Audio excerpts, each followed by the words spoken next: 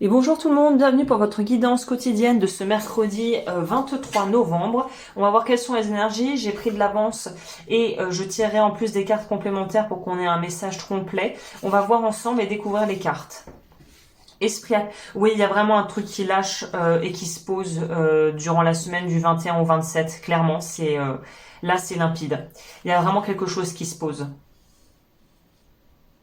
Je vais aller voir rapidement avec le livret, voir ce que la rhodochrosite, quel est leur message, quelle est la phrase qu'ils nous disent. La rhodochrosite, c'est en lien avec la guérison du cœur. De toute façon, c'est la guérison des blessures passées. Amour et sérénité, esprit apaisé. Donc oui, on voit bien, mercredi, c'est un petit peu la brise tranquille, la force tranquille.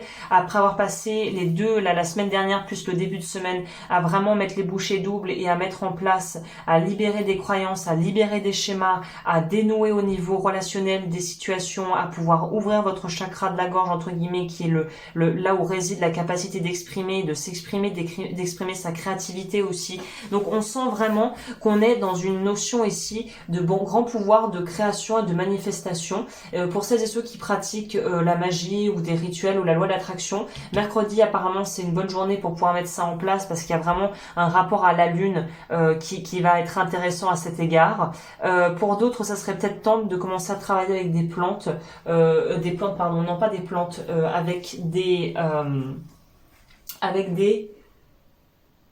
excusez-moi, oui, désolé, petit souci technique. Donc là, on nous dit, c'est l'améthyste, c'est ça que j'essayais de vous dire en me perdant en cours de route. C'est n'hésitez pas à regarder par rapport à l'améthyste les propriétés. Peut-être que cette pierre pourrait être une bonne pierre pour vous à porter actuellement. On a l'idée de choix, l'idée de pouvoir équilibrer sa vie relationnelle et sentimentale et son travail. Donc c'est très clair. Là, on est en fait, on peaufine un peu pour ceux qui auraient un peu loupé le train.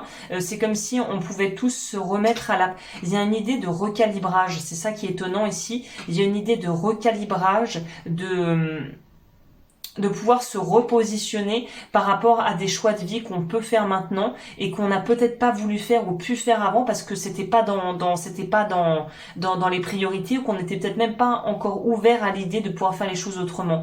Et là, c'est comme si l'ouverture s'était faite, le passage se fait et on peut avancer plus sereinement ici. On va voir la carte complémentaire que je vais pouvoir trouver au niveau plutôt émotionnel. Là, qu'est-ce qu'on pourrait voir en plus pour mercredi?